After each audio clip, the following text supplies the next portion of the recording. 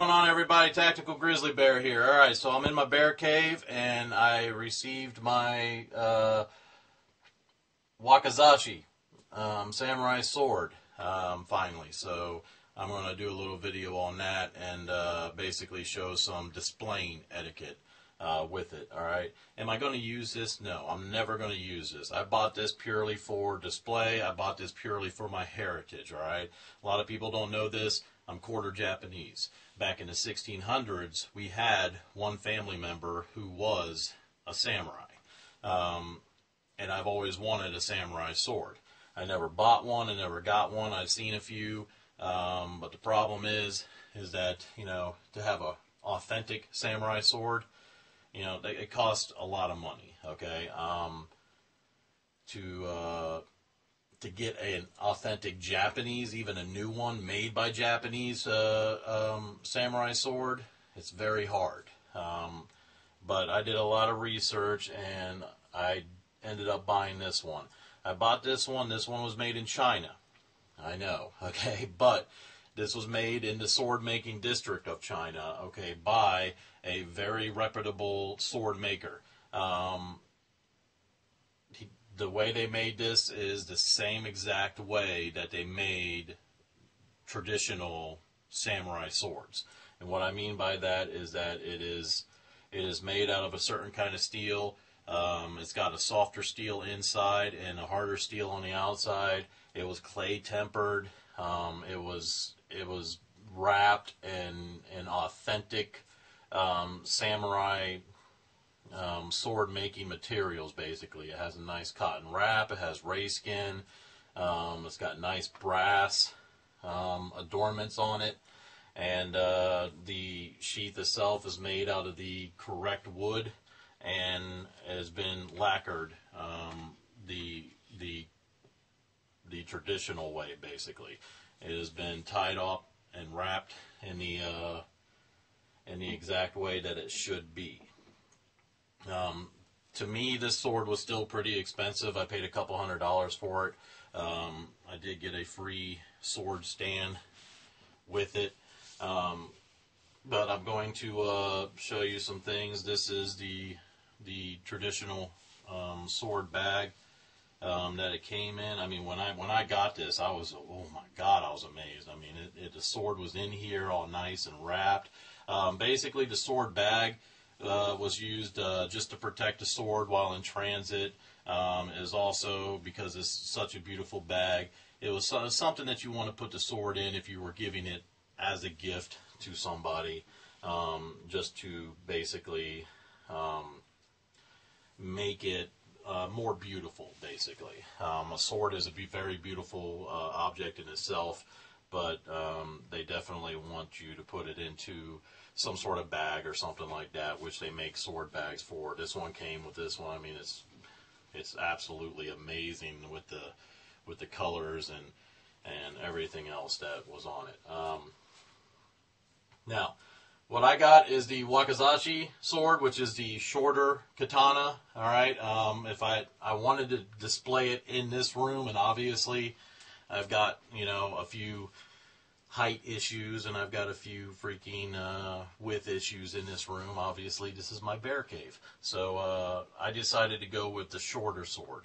All right, so that's the reason why I got this one.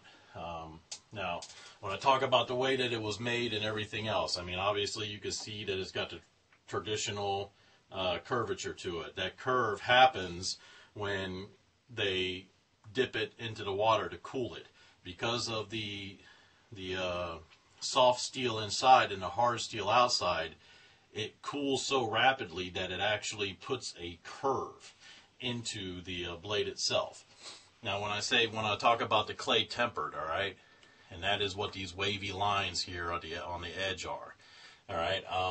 You can fake those, but they're telltale signs for the fake. All right, fakes are when, I mean, it is apparent that there is a one color and then all of a sudden another color, okay? And what I mean by that is, like, you got the sword and then all of a sudden you have waves. It's very defined. It's almost like you could take a needle and you could just scratch out that wave, okay? But with authentic clay tempering, let me see if I can actually show you this, you get kind of a fogginess. So there'll be just a little sliver of fogginess over on that edge, on that waviness, okay? So when you look at it real close,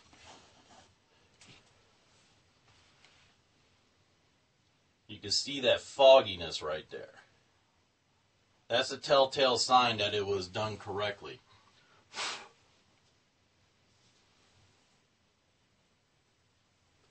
One thing samurais never do is touch their blade.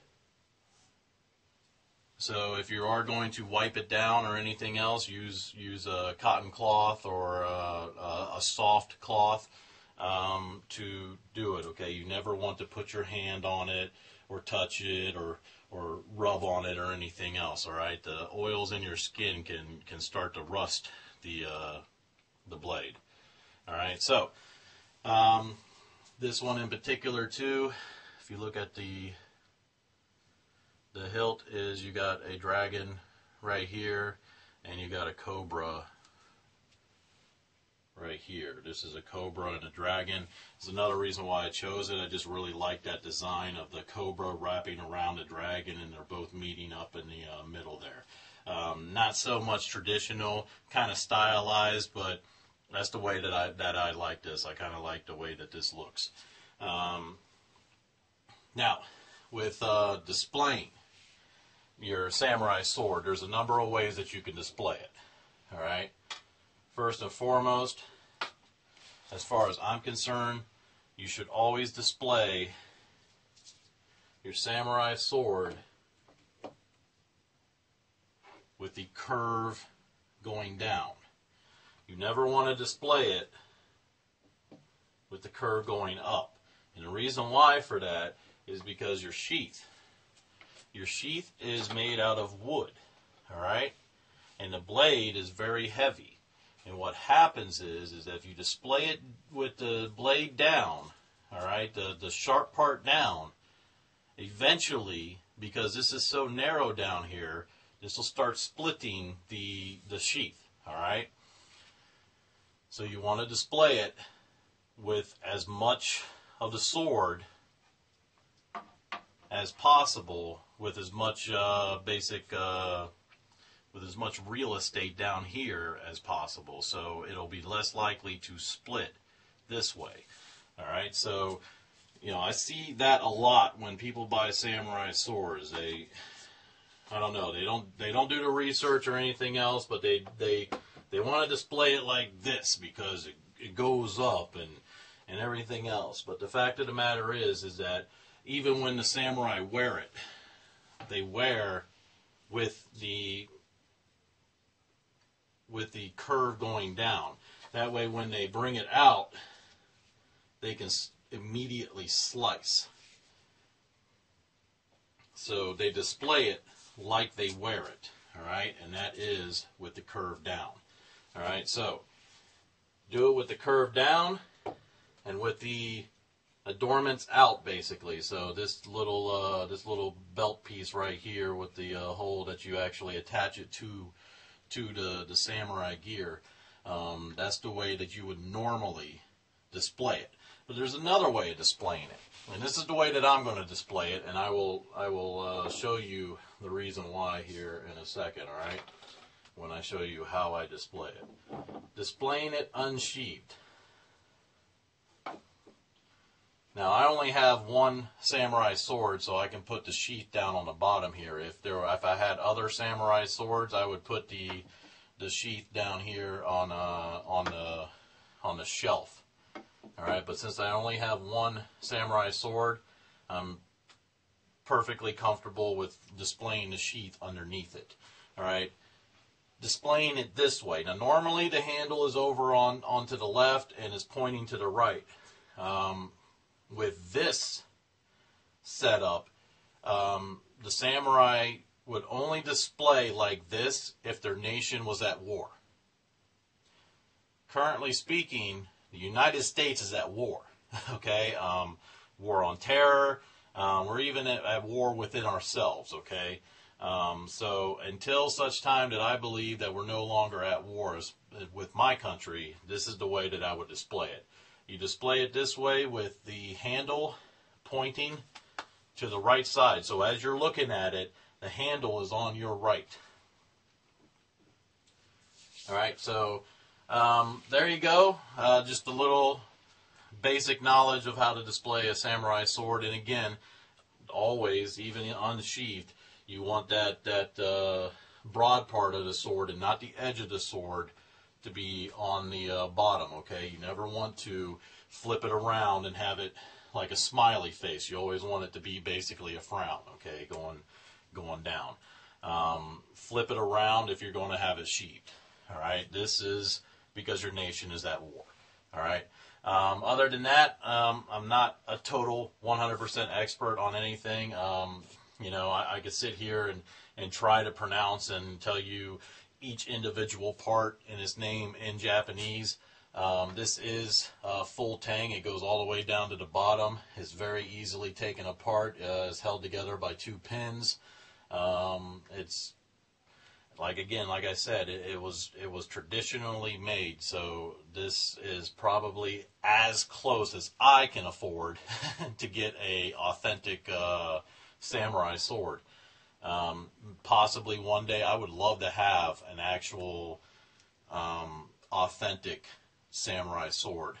Maybe one day I'll get one, but for right now, that's my baby right there. And it's going to be displayed right here in my bear cave. And, you know, hopefully you'll, you know, see the beauty in it like I do. Other than that, later on, I plan on getting a sword cleaning kit, a Japanese sword cleaning kit, and I'll probably do a video on the proper way of cleaning your sword. Again, one of the main things is the way that you display it and never touch the blade. I see a lot of people that touch the samurai sword blade, and I'm like, don't touch it. All right, this is the reason why when they slash somebody and they got blood, they don't sit there and wipe it off. All right, they just flick it. All right, they give it a little tap and it flicks the blood off. All right, you know, there's a lot of tradition with the samurai sword, and I like to respect it as much as possible. I still have a lot to learn myself, so as I keep on learning myself, maybe I'll make some more videos on proper etiquette, how to properly wear it, how to properly clean it, and stuff like that. So if you're interested in that, just give me a comment, and I'll see what I can do about that. But other than that, there's the Wakizashi samurai sword. I'm out.